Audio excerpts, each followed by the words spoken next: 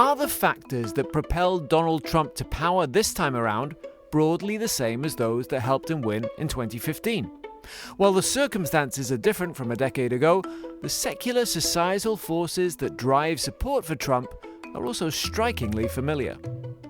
Welcome to the Chicago Booth Review podcast, where we bring you groundbreaking academic research in a clear and straightforward way. I'm Hal Weitzman. Today, as we prepare for another Trump inauguration, we're digging into the CBR archives to revisit a conversation between Chicago Booth's Luigi Zingales and Amir Sufi about the fundamentals behind Trump's appeal. The conversation was filmed in May 2016 as part of our Big Question video series, which brings together Booth faculty for an in-depth discussion.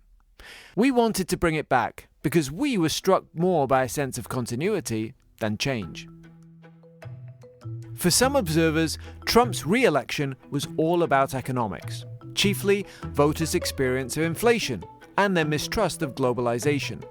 To others, it reflects a general disenchantment with politicians and political institutions. Those are the same phenomena that Zingales and Sufi pinpoint. The discussion also touched on the international rise of the far right, which at the time was still on the margin of politics in many countries, but has since taken power in several large democracies. I began with a question to Luigi Zingales. You pretty much predicted that Donald Trump might become a serious candidate for the US presidency. What was it that you saw then that others didn't see? I should say that you said your editor of your book at the time told you to take it out. It was too preposterous. That's true. I think that it was very easy for me because I grew up in Italy and I've seen the deterioration of the Italian culture and the emergence of a character like Berlusconi. And just for those of our viewers who don't know who Silvio, or can't remember who Silvio Berlusconi was. Silvio Berlusconi was a real estate mogul who turned into a politician and basically created his own party and won the first election in 1994. And between 1994 and 2013, he was prime minister for 11 years. So very influential, and to this day has still sort of some influence in the Italian politics. And so the thing that is most remarkable is the similarity in terms of background and ideas of the two characters. I have to say that Berlusconi is a little bit less anti-immigrant and sort of violent than Trump. But they both come from a business background. They both appeal to people who identify that being sort of a pro-market is the same as being pro-business, which is not true. And they both come from a part of the business world that is very monopolistic and corrupt, which is real estate. Real estate is corrupt in any place in the world. And so if you succeed in real estate, you probably are not the cleanest person on the face of earth. And I think that my understanding of why Berlusconi came about is because of the corruption of Italy. And the book that I wrote, A Capital for the People, is describing how the United States is looking more and more like Italy. And so it was natural to see the opportunity for somebody like Berlusconi to arise in the United States. And unfortunately, it came. But most Americans will look at Italy and say, it's not corruption that's necessarily driving Trump, is it? Actually, I use a term that Lessig used, institutionalized corruption. Okay. Most of the politicians take a huge amount of money and drives their campaign and drives also what they push and what they don't push. And Trump, with all its defect, people feel that he's independent because he's sort of running mostly with his own money. He's not dependent on anybody else. And I think there is a clear correspondence between the success of Trump on one end and Sanders on the other. But tell me, just to go back to this idea of institutionalized corruption, what exactly does that mean? It means that the economic power is shaping the rules of the game in a major way, so that the game is rigged. When Bernie Sanders say the game is rigged, to some extent he's right, because the game is rigged by the lobbying and the campaign donation and all the system that distorts the rules of competition in favor of large economic interests. We talk about Sanders, but in the case of Trump, it's almost like he's both sides of the problem. He's both arguing against it and he's also participated in it. Absolutely, and that's exactly like Berlusconi. But some people who have not been educated to see the difference between the two, they're taken of the fact he's a businessman and he talks about vested interest, he must be good. Right, and just to pick up on one other quick thing you said, you draw this distinction, which you've drawn a lot, between pro-market and pro-business. Just explain that for a second. Oh, it's very simple. Being pro-market means trying to get a system to work with a competitive marketplace.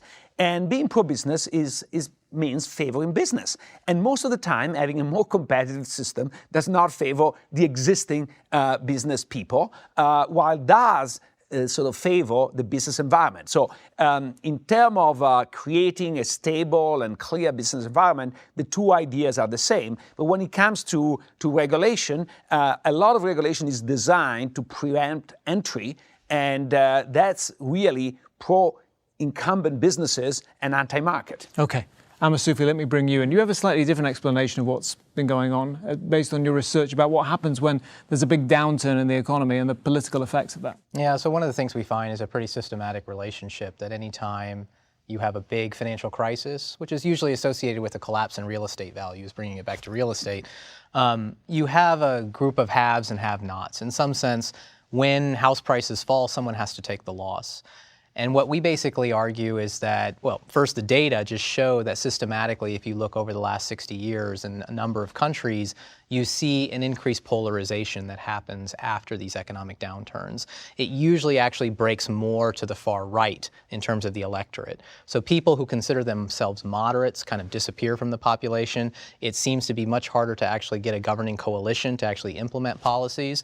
So that's one of the big things that happens after almost every economic downturn, especially those that lead to financial crises. And the logic of why is essentially, you know, when house prices drop, someone has to take the loss.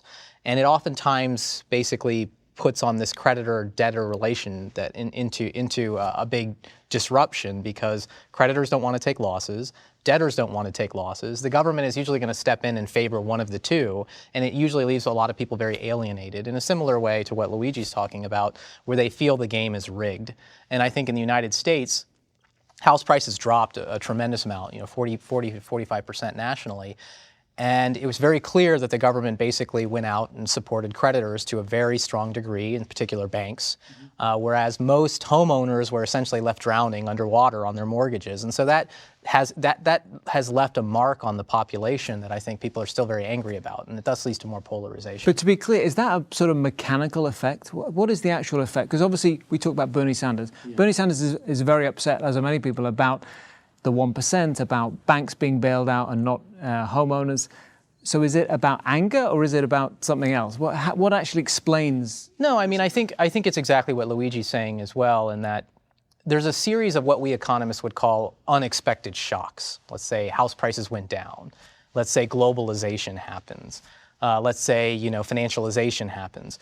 We call them unexpected shocks, but when you actually look at who bears the consequences of these shocks, it's almost always the same group of people. It usually tends to be middle and lower class Americans.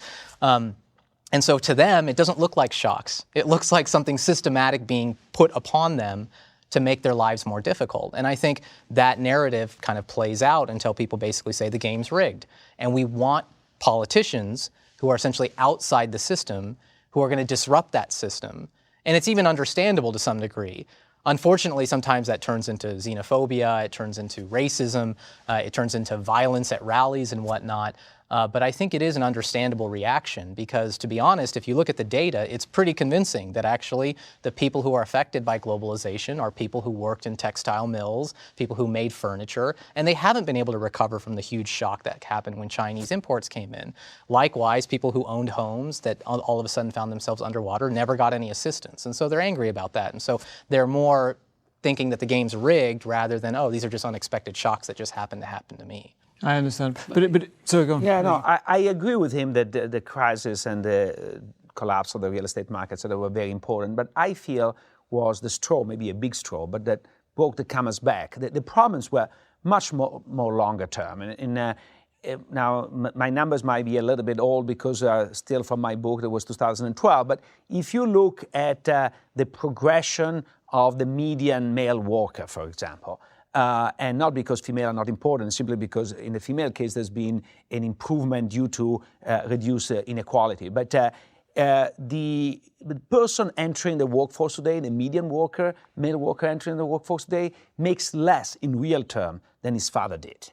So many tension that always existed and will always exist are resolved by the fact that, number one, people feel that they are feeling better. So a high tide lifts all boats. So did we have problems of tension, inequality, etc. in the 60s? Absolutely. But when you have an economy that grows a lot, you don't care. Or look at now, up to now in China. Well, we had a lot of social upheaval in the 60s. That's true, but not as radicalized as in this moment, in my view, and not as sort of divided the entire country. There was a small minority that was complaining, and mostly in Vietnam, in the United States, about the Vietnam War, which is a completely different story.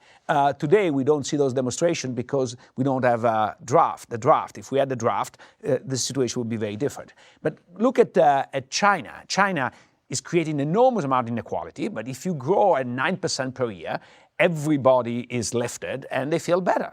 And the second, which I think here the crisis played a particular role, the second is that you are more willing to accept inequality if you think there is some sort of fairness in the rule of the game. When you perceive, and here I'm 100% with him, that you bail out the banks, but you don't bail out the homeowner, even when this was completely possible, I think that people feel angry, and this anger took some time to organize. We saw the Occupy Wall Street movement, we saw the Tea Party, and initially they were dismissed, but I think now they have progressed into Sanders on one hand and Trump on the other. I mean, one of the ways you can see the direct effect of these shocks on polarization, there was a recent study just released by David Autor at MIT, which I think is quite beautiful. It just shows, he looks at congressional districts that were most adversely affected by the Chinese import shock, which is basically textiles, furniture makers, basically.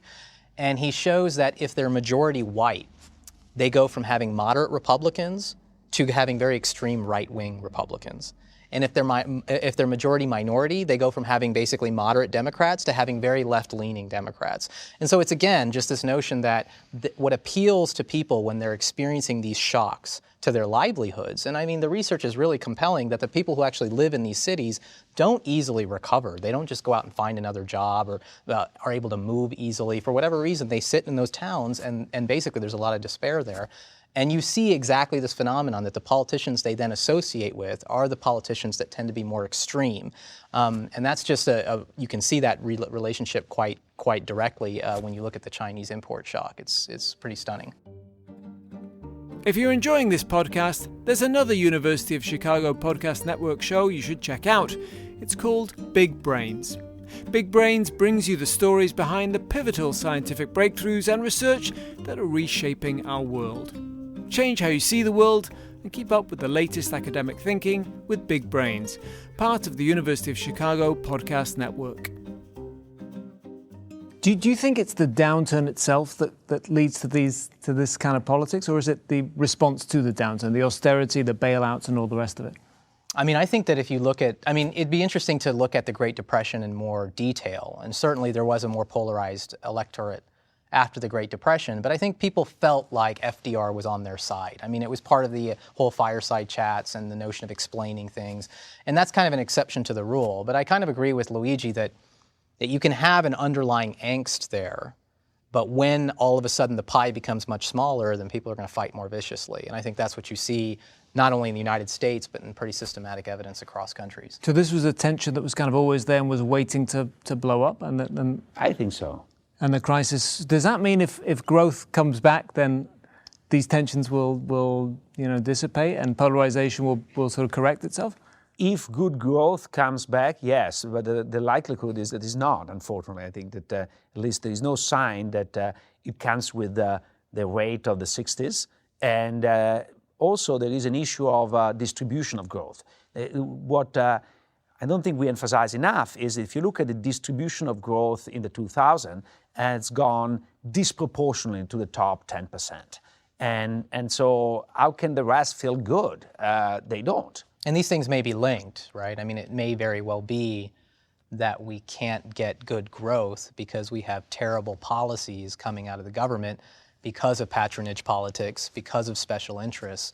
And I think that's the most worrisome thing, I think, in the United States, as Luigi's rightly pointed out in his book. I think the notion that special interests have become more powerful, that patronage politics is becoming the norm in the United States, I think almost all economists would agree that that would probably have a negative effect on growth. And I think that's what you're seeing is this interplay. So in some sense, the people supporting Donald Trump, the people supporting Bernie Sanders, there is an element of truth in what they're complaining about, and that is that the overall country is made worse if the leading politicians are reacting only to special interests when they make their decisions. Well, that's what I wonder about crony capitalism. One of the biggest effects in the US on crony capitalism was the Citizens United decision that allowed money, vast amounts of corporate money, to flow into politics. We're seeing that in this cycle, and we'll see it in future cycles. I mean, that's something that's unrelated to economic growth. So what impact has that had? First of all, people dispute actually if Citizens United made such a huge difference, in the sense that there was a huge amount in politics even before, and the trend has continued almost uninterrupted. I think that what has made a difference is mostly the concentration in donation in the electoral campaign. Now, most of the money does not come from individual donation, does not come from PACs, comes from super PACs. And that's disproportionately true for the leading candidates, with the exception of Sanders and Trump. And this is what is amazing. If we look at the distribution, the concentration of donation, there are two candidates that have very diffuse donation. One is because was able to raise a lot from small donation. The other because does not raise a lot. And those are Sanders and Trump. And the other, there is a huge concentration. And surprise, surprise, two are the more populist candidate, the other are not. So that proves that there must be some effect here. It's not random. Okay, but I mean, if we look at the Congress, for example, congressional money is you've seen more and more corporate money flowing into congressional races, right? Oh, absolutely. But again, I'm not so sure. They're the people actually writing the legislation. No, absolutely. I'm not so sure how much. I'm not defending Citizens United, but I'm saying I'm not so sure that Citizens United made the technical changes that made the difference. Clearly, is part of a trend in which this is not only okay, but also sanctioned by sort of the Supreme Court, and so made the norm much more acceptable. I think that there was a period in which people were, believe it or not, embarrassed of getting a lot of money from a lot of concentrated donors. Today, they're not, or at least until recently were not. I think that now they started to try to hide it, but it became the norm. And let's remind us that our current president was the first one who ditched the public campaign financing for the presidential and took only private money for the presidential campaign. And this was in 2008. And it dwarfed McCain in fundraising and, of course, win the election. And since then, nobody's even thinking about getting public funding for his campaign. So all this was pre-Citizens United. The president's against Citizens United. So it's not just Citizens United. It's much broader than that. Okay. Amir Sufi, you referred earlier to globalization. To what extent is this kind of part of the pains of adjusting to globalization? Is this mainly a phenomenon in developed countries, where the kind of workers you were referring to are most harmed by globalization? I mean, one of the things I think that I started to appreciate much more as an economist reading research is just how terrible insurance works. I mean, we have such good research now showing that people who lose their jobs in recessions end up seeing lower wages for the rest of their life. We have good research showing that people who graduate from college in the middle of a recession never are able to get as high a wages as the people who don't. These are all what we would call essentially idiosyncratic shocks to some degree that should be insurable, and they're just not. And so what's going on really is that it just seems like people are really subject to these big shocks, and if they don't have at least some semblance of a way out, then they're going to get very frustrated. And especially if on top of that, they feel like the shocks are not really shocks, but are being imposed upon them by the elite. So, that's why you see a lot of opposition to free trade. People say, oh, free trade only benefits the people at the top. If you're a worker in North Carolina that used to work in a textile mill, that's true, actually. It is going to very much have a negative effect on you. And so I think that's what we're seeing in a lot of advanced economies, is just we're seeing it play out. What happens when insurance doesn't work very well? Insurance meaning I can be affected by these shocks that are going to have very long-lasting effects on me. And I think what's more interesting, which I don't have as good a handle on, is why you then are more prone to supporting, say, far-right politicians who have xenophobic tendencies. It must be because in some sense you see these shocks as coming from outside. And so you start to blame, people in the external environment. But oftentimes the shocks are being generated by people within the same country, but that look the same as you. They may just have a lot more money. But that seems to be the pattern that you see in both Europe and the United States. So I think, first of all, is absolutely right. And if I may add one thing, I think it's easier to demonize somebody. So you need to demonize somebody. And people are angry enough that they need somebody to be demonized. So that's, I think, is the mechanism. But I will add to what he said is that globalization in the early phase was great for most of the West and with middle effects on the rest of the world. And now things are turning around, and globalization is definitely great for China, India, or at least some part of China, India that can develop, etc., and remains great for one part of the American population. But it starts to hit a higher and higher level of income. So they're not just a textile manufacturer. Now they're going to be soon the truck drivers. This is not globalization but technology, but a combination. The truck driver that will be substituted out and will be the teacher. Today is relatively easy to actually get tutoring in India for a fraction of the price. And pretty soon would be just the average lawyer or the average economist. I think that we are going in what our late colleagues, Sherwin Rosen, was calling a superstar economy, in which if you are a superstar, it's great. If you're not, it's not. And we economists are, in general, too cavalier in ignoring the redistributional aspect. We say, we can get the insurance going, and so this is a good thing overall. Yes, it's a good thing overall, but if you don't get the insurance, for a lot of people, it's not a good thing, and these people fortunately can vote, and that creates sort of, they start to squeak and say, we want to change things. I mean, in our models, these shocks happen to people, they go back to college, or they move, or whatever. In the real world, none of those things happen. Like, people really are affected by these shocks. Sometimes they end up going on disability. That's a very common way people react to these negative job shocks. But in general, people are made worse off, and we need a better understanding of exactly why they don't behave as they do in our models. But there are just huge frictions in the real world. And I think you see it in all kinds of environments, the China trade shock being another one, financialization, technology, putting people out of work. And people don't just go back to college. They don't just go back to school. Maybe they do to some degree, but much less than we would predict. And so you have these very long-lasting effects. And that's something that we have to appreciate more, I think, as economists. I think that we should also have our models behave more like real people. Yeah. Right? That's a whole other question, which we'll come to in the big question another time. But I wanted to ask about, there appears to be a big narrative between developed countries. Europe and the US have both seen this polarization. In Europe, there's been a rise of the far right in several countries. Is that fair that this is the same narrative, or are there really distinct factors? In the US, you have, the Tea Party, and you have a more religious right, and in Europe, you have a whole flood of immigrants coming from Syria and elsewhere. I think that Eurozone crisis. Of course there are specificities. The migrant crisis in Europe is enormous, and the tension created by the Euro crisis are different. So we can't paint everybody exactly with the same brush.